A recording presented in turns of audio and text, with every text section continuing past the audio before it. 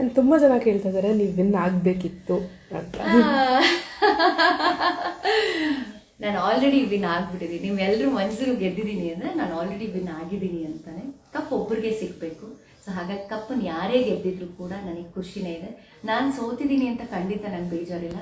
But ಗೆದ್ದಿರೋಂಥ ವ್ಯಕ್ತಿಗೆ ಇಲ್ಲಿಂದಾನೇ ನಾನು all the very best ಅಂತ ಹೇಳ್ತೀನಿ. Good luck. ನಿಮ್ಮನ್ನ ಮೀಟ್ ಮಾಡಬೇಕು, ಫ್ಯಾನ್ಸ್ ಮೀಟ್ ಮಾಡಿ ಅಂತ ಕೇಳ್ತಿದ್ದಾರೆ. ಹೇಳ್ತೀನಲ್ಲ, ನಿಮ್ಮಿಂದಾನೇ ನಾನು.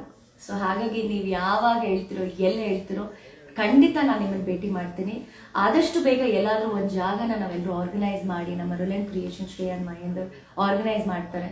ನಿಮಗೆ ಏನೇ ನನ್ನ ಜೊತೆ ಮಾತಾಡಬೇಕು ಅಂತಿದ್ದೀವಿ. ಯಾಕೆಂದರೆ ಗೊತ್ತೋ ಗೊತ್ತಿಲ್ಲದೇನೋ ಅಥವಾ ನಮಗೆ ಕಣ್ಣು ಕಾಣದೆ ನೀವು ನಮಗೆ ವೋಟ್ ಮಾಡಲು ಉಳಿಸ್ಕೊಂಡಿದ್ದೀರ ಅಂತ ಆದಾಗ, ಅಷ್ಟು ದಿನ ನಾನು ಜರ್ನಿ ಮಾಡಿದ್ದೆ ಅಂದರೆ ನಿಮ್ಮ ಪಾತ್ರ ನಿಜವಾಗ್ಲೂ ಗ್ರೇಟ್.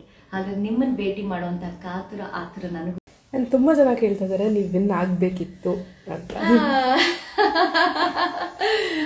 ನಾನು ಆಲ್ರೆಡಿ ವಿನ್ ಆಗ್ಬಿಟ್ಟಿದ್ದೀನಿ. ನೀವೆಲ್ಲರೂ ಮನಸ್ಸಲ್ಲಿ ಗೆದ್ದಿದ್ದೀನಿ ಅಂದರೆ ನಾನು ಆಲ್ರೆಡಿ ವಿನ್ ಆಗಿದ್ದೀನಿ ಅಂತಾನೆ. ಕಪ್ ಒಬ್ಬರಿಗೆ ಸಿಗಬೇಕು. ಸೊ ಹಾಗಾಗಿ ಕಪ್ಪನ್ನು ಯಾರೇ ಗೆದ್ದಿದ್ರು ಕೂಡ ನನಗೆ ಖುಷಿನೇ ಇದೆ. ನಾನು ಸೋತಿದ್ದೀನಿ ಅಂತ ಖಂಡಿತ ನಂಗೆ ಬೇಜಾರಿಲ್ಲ.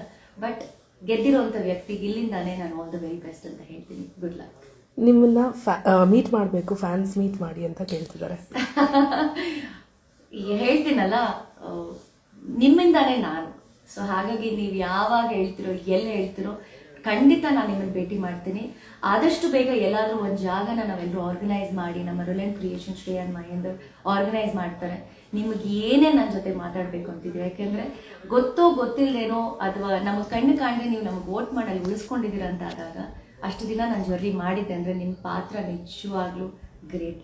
ಹಾಗಾಗಿ ನಿಮ್ಮನ್ನು ಭೇಟಿ ಮಾಡುವಂಥ ಕಾತುರ ಆತುರ ನನಗೂ.